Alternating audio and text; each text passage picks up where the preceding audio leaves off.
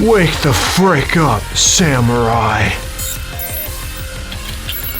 We've got a story to burn.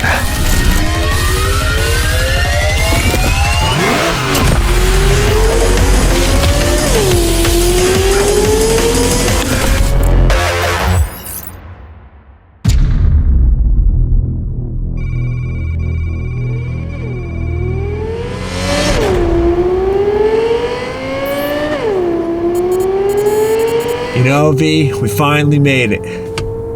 The big leagues, man. We made it to the big leagues. 3 years we've been working together and it all pays off tonight. Yeah, this is it. I think after this mission, I'm gonna settle down, finally propose to Denise. Any reason you're telling me this now? I have a couple kids. Huh? Nice backyard. Yeah, why don't we just focus on the mission? All right, Jackie? Get one of those really nice, sit-down lawnmowers. The ride on Oh my top. God! Just shut the fuck up, please. It's an easy mission. We go in, we steal the device, we leave. What could go wrong? That's the line everybody says before things inevitably go wrong. You're too negative. All right. Maybe I'm overreacting. I'm just saying you are just asking to die. I'm telling you, man, nothing's going to go wrong. Oh, fuck, man. Ow. Oh, shit, dude. I don't know if it was the 17 bullets or the fall off the entire skyscraper that did it, man. Oh, Come man, on, hang in there. Oh, literally everything went wrong. God, why are the cars in this game so slow?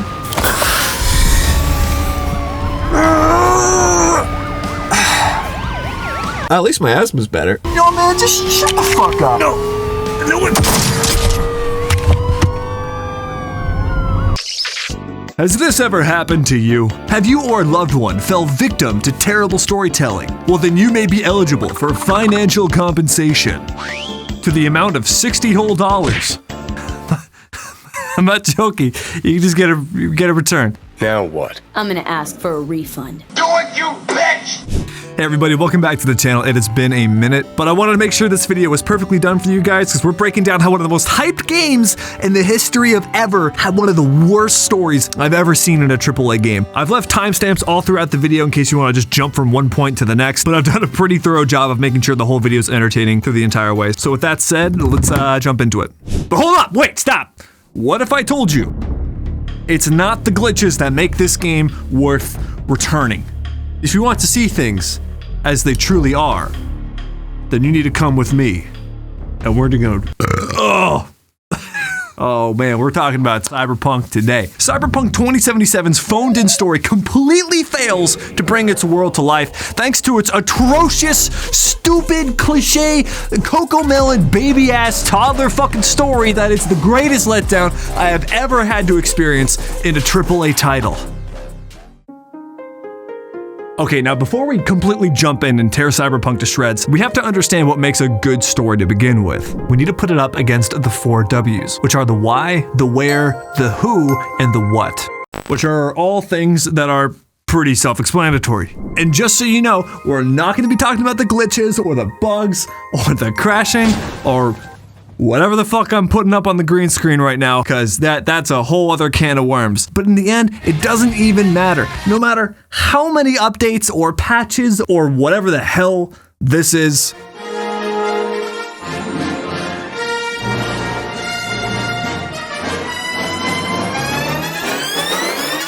that's not a patch. That's a whole new pair of pants. At the end of the day, the same story's gonna be stuck in the game, and that's what the game's still gonna be. I promised myself I wasn't gonna talk about the glitches. We're just gonna focus on the story. So let's go break it down. And the first thing to kick it off is the name Cyberpunk itself. It's not only the name, it's also the genre. Kind of like calling The Legend of Zelda action adventure. Sort of goofy. But what is cyberpunk? Cyberpunk is a sci-fi futuristic dystopian world that's all high-tech and low living. There's themes of major oppression through like governments and regimes, corporations, whatever. But when it plays out in media, it's usually pretty fucking cool. Things like Metal Gear Solid, The Matrix, Final Fantasy VII, SpongeBob. And I find some of the greatest stories come out of that type of setting. Cyberpunk, to me, #mytruth, has always been more of a vibe than just a straight setting. Things like this. It's one of my favorite settings of storytelling. And this is where the first red flag pops up, because Cyberpunk is obsessed with the punk part of it. I don't think they actually know what punk even means. In a super simplified nutshell, it's all about non-conformity. Punk rock is a word used by dilettantes and heartless manipulators about music that takes up the energies and the hearts of young men who give what they have to it. So given that the fact that punk usually seems a little more anti-establishment and non-conformity, it's a little fucking weird that every single NPC in the game looks like some emo scene chick with daddy issues. If everybody's wearing crazy hair and weird colors, it means it's no longer punk. It's just the status quo. It is the norm. And when everyone's Punk. no one will be. It looks like just a bunch of suits, a bunch of miserable CEOs had to sit around and just like scratch their brain at like what punk looks like. Damn it, who cummed in this? Ew. I think I cummed in that mug. Hey Steve, what's up? Oh hey Todd, how's it going? I just got word from corporate that we want to make this game really relatable to the youth and the kids. Yeah, we can just give them a bunch of crazy hair and whatnot, and like the crazy hair and the funky eyes. Yeah, they're punks, Oh, and before you go, make sure you slow down those cars even more. See you later. By the way, why are you wearing sweatpants? Because fuck you, they're comfy, and it makes it easier for you to suck my dick. But the crazy thing is, the punk in Cyberpunk doesn't literally mean punk. See, the idea of cyberpunk is that you're trying to push the boundaries of technology to the point where things look really shitty, but they get the job done. Think of like the car from Back to the Future. It's got all these wires and hoses. Those are all there to kind of like push the car to do the things it needs to do. But of course, it doesn't look really pretty because it's not refined. It's this sort of raw DIY thing, not literally just punk. Cyberpunk is not just adding stupid fucking unsymmetrical taillights, because what purpose does that serve? It's just looking ugly for ugly's sake. Which is a shame, because the rest of like the cyber world that we're looking at is pretty fucking cool. They got a lot of tight stuff going on. They definitely nailed that whole like neon aesthetic. I dig it. I like it. I wish they would just focus on that instead. But all of this can be made up for if it has an excellent story. So let's jump into the beginning. The story here is divided into two parts. We have the intro and the rest of the story. The problem is, the only good part of the story is the introduction. And if you look really carefully, that's not how it's supposed to be. Yeah, this is the only part where the story feels fleshed out. This is like where the budget went. The introduction is where the game is at its best and does a lot of things right. It's clear to me that they put a majority of their time and attention into the first 8 hours of the game to make sure people had a good first impression when they turned it on. But oh my god, did they get so many things wrong. So the start of the game actually has you picking what type of backstory the main protagonist has in the game. So you can either be the Amazon delivery guy, the Portland, Oregon rioter, or like some schmucky suit at a company. Cool, I love this idea. I like being able to pick the protagonist I want to play as. That's good. And I would be saying that's cool because it all doesn't fucking matter. That's bad. This has zero impact on the game. I mean, none. The only time it has impact is in the very beginning, in the introduction, which is actually where the game is at its best. I know you may be thinking, oh, it's gotta have like some impact. No, it literally has none. It is completely uncapitalized. This is clearly a rush job problem where they just ran out of time, said, fuck it, we gotta send this shit out. Fuck. Good. Oh, shit!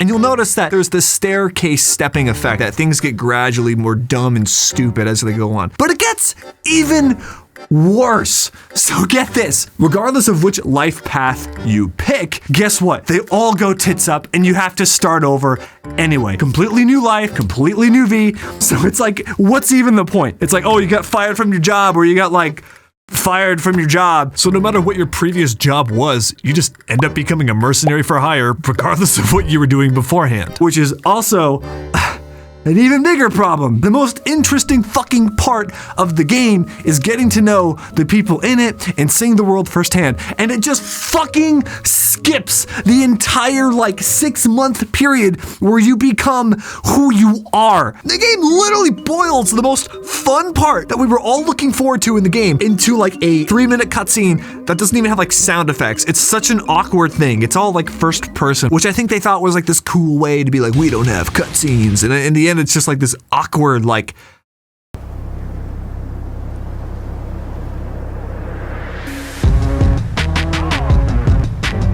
And it was awkward for everyone! am I supposed to be doing this? It'd be cool if I was playing this right now where I could like choose the car I want to buy, choose the type of jobs I want to work with, choose the gangs I get involved with. That would be cool, but no. Imagine you're watching Breaking Bad, but you just skip the first like 4 seasons where Walter turns into like a hardened criminal. Like the most important part of the story where we set up who Walter White is, it's the development process, and it skips out on all that character building. It also hurts you as the player. You don't get to bond with the main protagonist that you're stuck playing as. This wouldn't even be this big of a problem, but you play as like the biggest fucking douchebag in the game. Are you douchebags? His whole motive is just like being like a legend.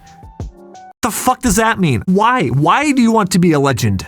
The corporations don't want small YouTube channels to grow, so subscribe to the channel and maybe we'll have a shot at reaching a bigger audience. But in all seriousness, I know you're sick and tired of hearing this. When you subscribe to the channel and like the video, it does help me reach a larger audience, and I would love to make more videos for you guys, and it's easier to do so if I have a growing channel. Especially since I'm going on tour soon, so I'll be able to actually meet you guys in real life. It'll be harder to make videos on the road, but I still plan on doing that. This is a huge hobby of mine, so thank you guys, I appreciate it. Back to the video. The introduction of the game is clearly where they put all their time and resources. The story is at its strongest, characters are at its best, and it would be awesome if they didn't decide to just kill them all after the intro, which would have at least had some form of shock value if they hadn't already fucking spoiled it in the trailer. They had the best part of the game spoiled, and it wasn't even for like a good reason. They just wanted to kill the characters as like some like huzzah thing.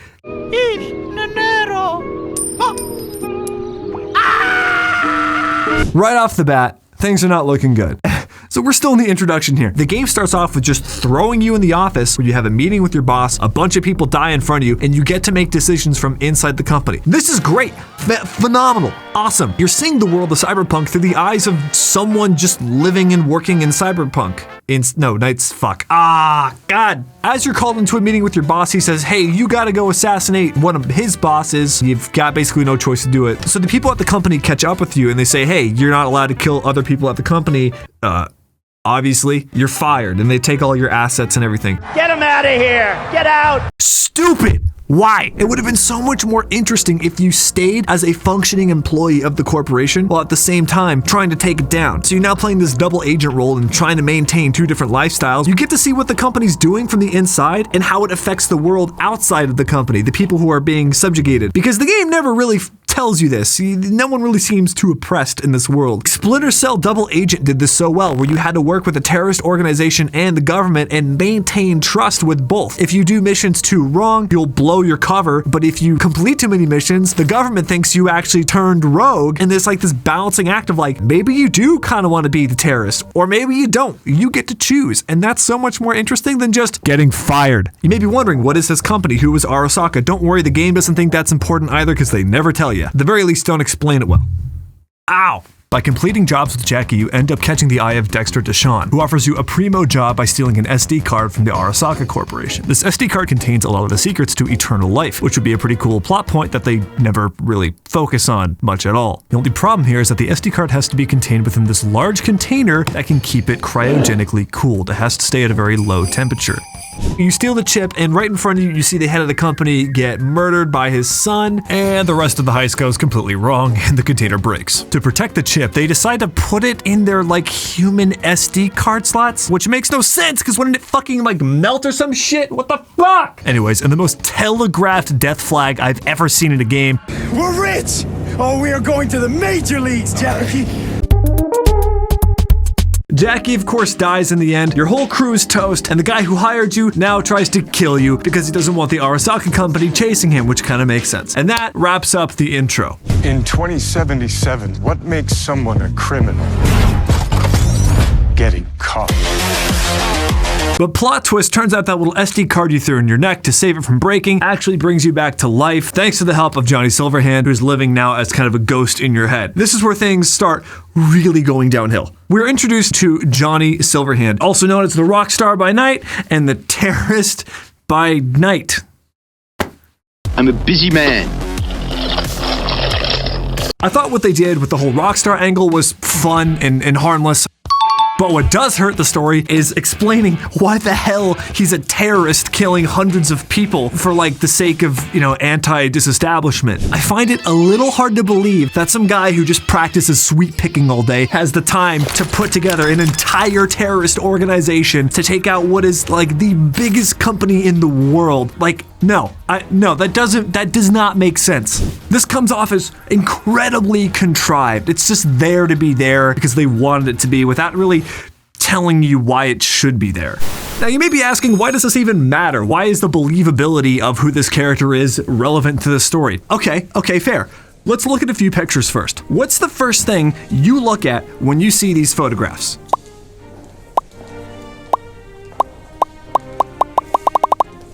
I'm willing to bet good money that you looked at the eyes of everyone I just put up there. It's just how our brains are wired. There's some survival mechanism in our brain that's designed to seek out faces. We as humans are fascinated with other people, even going so far as to personify inanimate things. And some people take it too far. Oh, Jesus. Oh, God. Our fascination with people and characters is vital in making stories interesting. If you don't have convincing characters, you're not going to be as attached or engaged to them in the plot. Good characters? Hey, I've heard of that. You have? No, what is it? So Johnny Silverhand is living in your brain through this little SD card that's actually destroying your brain and you're about to die within 2 weeks. Of course, this doesn't actually play into the game mechanics at all. You can live for however long you want. That's just a throwaway thing to add fake drama that doesn't really exist. But the bigger question here is, instead of just killing Johnny Silverhand, why the hell did Arasaka go out of the way to like make a perfect copy of the guy that's been the most trouble for them? This is the equivalent of being in a cartoon and walking under a piano held by a thin rope.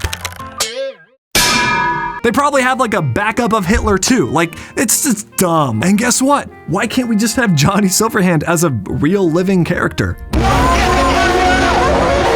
Because the drama that plays out between you and him and your brain is nothing that could have really been done with him just being alive and you just cross paths within your conflict with the big company Arasaka. It just doesn't add up. It just seems like lazy writing. Now, before we go any further with the plot of the game, we have to address the most important part of the cyberpunk story, which is the antagonist. And it is by far, up to this point, the worst part of this game. So first, what is Arasaka? Because the game does an awful job of explaining what they are. I had to Google it to find out. It's apparently an investment bank that's also a giant private military... Damn it. A private military corporation, like a PMC, and they also sell products. So it's basically JP Morgan, Amazon, Blackwater, all rolled into one mega conglomerate that's Japanese based. The aesthetic of the company? Cool. What the company does? I have no fucking clue. This is kind of confounded by the fact that there's other mega corporations in the cyberpunk universe. There's one that has to deal with agriculture. There's one that deals with just purely military stuff known as Militech. Okay, I can understand what those companies are. I still have no clue what Arasaka is. So what business things have you guys been up to, Graphs. Stats. Dividends. They're poised to be the main antagonist of the game as they are apparently taking advantage of the people in the world and making life miserable for everyone else while also trying to reap all of the benefits. I'll tell you why I want to destroy Arasaka. Saw them transform Night City into a machine fueled by people's crushed spirits, broken dreams, and so on and so forth. To those of you who have played the game, how is Arasaka a threat to the player?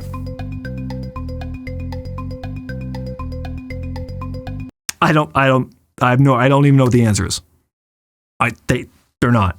We are given no reason to want to be against Arasaka other than the idea of big company bad, which is not enough to think the big company is actually bad, because we are shown none of that within the game. Blah, blah, blah.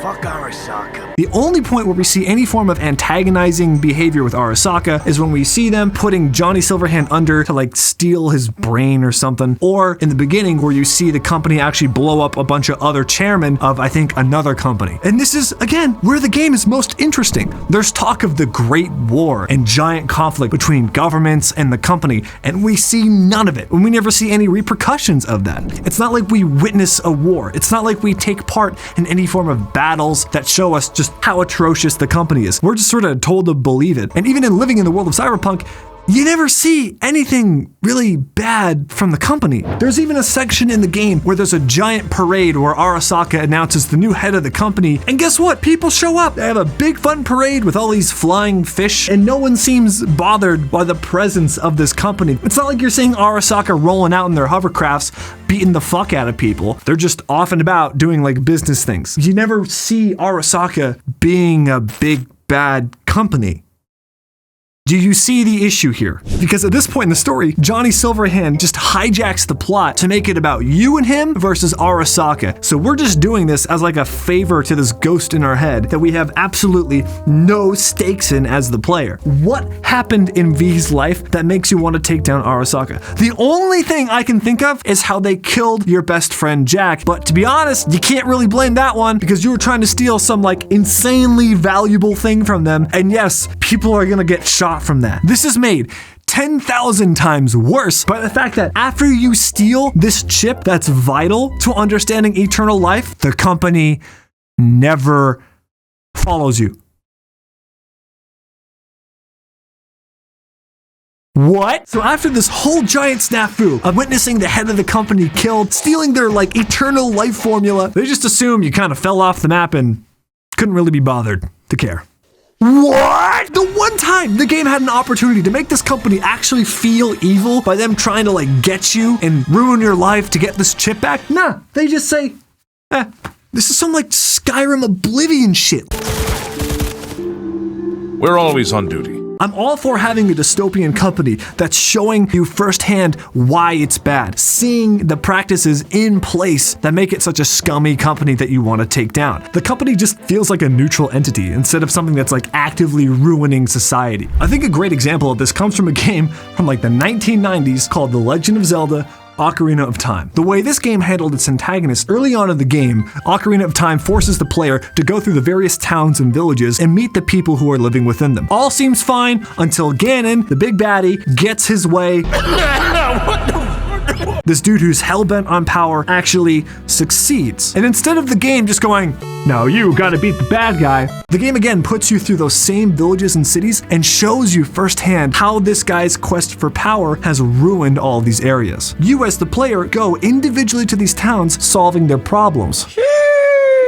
You fix the lake that froze over. You fix the volcano that's about to erupt. You fix the I forget what goes wrong here. Like the sand? I think it had to do with a mirror fuck. I don't know. But all that said, you individually get to see how the main antagonist is antagonizing the world and why you, the player, should give a fuck. Because now every time I hear Johnny Silverhand whining about Arasaka, the only thing going through my head is like, good luck, man. I'm gonna die in 2 weeks. So I couldn't be bothered to fucking give a fuck about this company.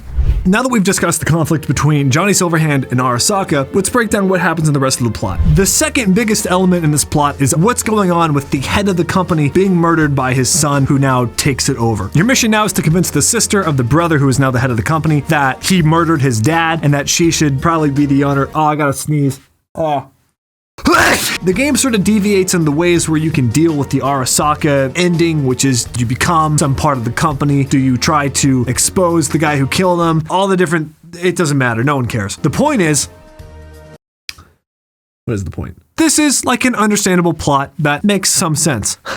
Or at least it would make sense, because it turns out that she knew the entire time that her brother killed her dad, because apparently the sister has been talking to the dead guy who's living on as an engram in another SD card, just like Johnny Silverhand. So now it's like, okay, so not only did she know that her brother killed her dad, but apparently her dad is still technically alive. Like, what was that whole point? What was gained? Clearly the old guy who was, like 150 years old, head of like a company that figured out immortal life. Of course he's fucking still alive. So am I supposed to care about bringing down the company or helping the company pick a new chairman, even though the old guy who died is still alive? What are we doing here? What's the point of this? And no matter which ending you achieve in the game, you end up dying in 6 months because of course you do. You have a giant microwave in your head that's cooking you alive. So what's even the point of the game? We didn't really break down a company. We didn't really solve a murder mystery. The city continues being a shitty cyberpunk. What major change happened in the city? Nothing.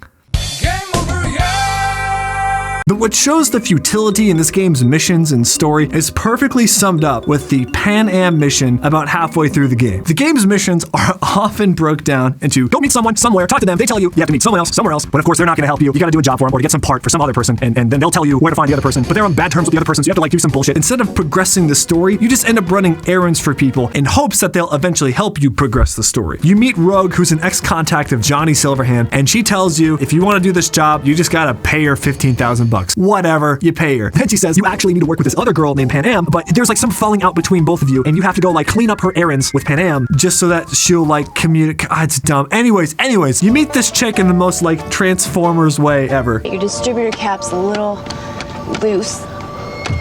Yeah. She drags you out to do all this boring ass laundry. Meanwhile, all this exposition is taking place while you're sitting in the passenger seat of a car and you just have to fucking sit there and listen to her talk. That's how towns die. Not with a bang, but with whispers and whimpers. Shut up! You don't even get to drive the car. Okay, well, I told myself I wouldn't talk about the gameplay. Oh, it's really hard. After you listen to her sob story about some guy you've never met and, of course, do not care about, you're then tasked with, taking down this giant flying spaceship thing from Arasaka. Okay, cool, right? So apparently, it's really hard to take it down. So what you do, you spend, hours rigging up this EMP bomb in the middle of the desert to go off as this thing's flying over it. You get to the point where you get to push the button to blow it up. The thing flies over, you hit the button, it blows up, and it doesn't fucking work. So after this bomb goes off and doesn't take down the vehicle, guess what she does? Walks outside the fucking car, grabs a fucking bazooka out of her snatch, and just blows the thing up. Where the fuck was that 3 hours ago? Oh, this is the most infuriating thing when the game just spits in your face and says, hey, all that work you did, by the way, could have been solved with a 5-minute thing. It's just lazy. It is the perfect way to describe this game in a nutshell. It's just pointless. Everything could have been solved in an easier way that would have been less insulting to the player. Even if everything was perfectly polished in this game, it would just be a waste of your time. You don't accomplish anything. You don't really find anything very interesting because the game doesn't really follow up with any of the cooler points of this cyberpunk world. I've seen Flash games have better use of the cyberpunk genre than this game itself. While the setting is cool, it ultimately fails to understand what makes the cyberpunk universe actually interesting to begin with. The characters are flat, uninteresting, and completely contrived. The story itself is pointless and uninspired. It fails every aspect of storytelling in the game. The game just wants to show you the cyberpunk world without letting you do anything really in it. And this game, in a perfect state, would never ever be what it lived up to. Great. Let me see it. The things that are extra I've written in red. Everything's in red. Yeah, I know.